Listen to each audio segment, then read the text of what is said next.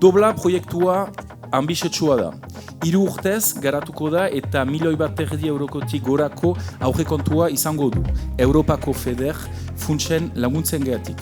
Euskadiko, Nafarroako eta Ipar Euskal Herriko erankunde eta eragile kultur nagusiak biltzen ditu. Milaka aur, gazte, artista eta kultur eragile izango diru proiektu honen onadurean. Horrek erakusten du mugaz gaindiko lankidetza ez dela idei abaskatu bat. Errealitatea unkigarria da.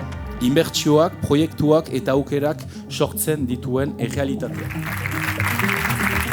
Melako ariketek dobla bezalako proiektu batek eta ariketek gu elkar ezagutzera garamate. Gure artean nork zer egiten duen elkar ezagutzea, jakitea eta horrei forma bat ematea eta saretzea. Eta bete-betean ematen du doblak gure nahi horrekin.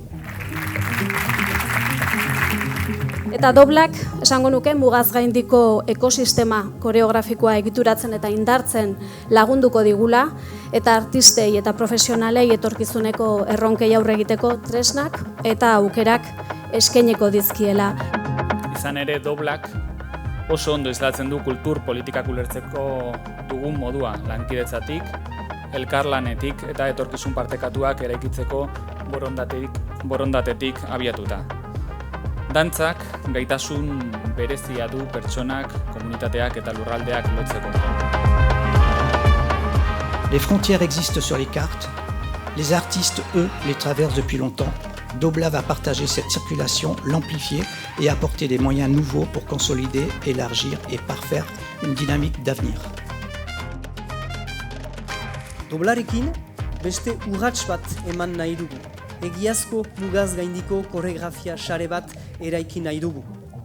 Ikusgarriagoa, sendoagoa eta hobeki antolatua Euskal Herri osoan zehar.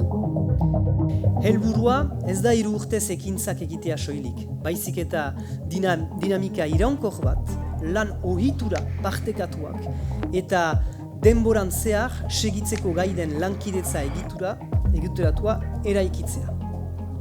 Dantza, gure hizkuntza amankomuna dugu, altxor handia.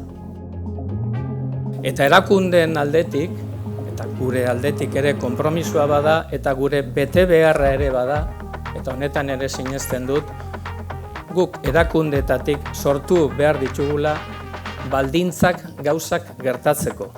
Eta gauzak gertatzeko esaten dugunean, da espektakuloa produzitzeko, espektakuloak zabaltzeko, gizarteari erakusteko zenolako lanak egiten ditugun, eta horri oihartzuna eman bai gure lurraldean, bai gure lurraldetik kanpo.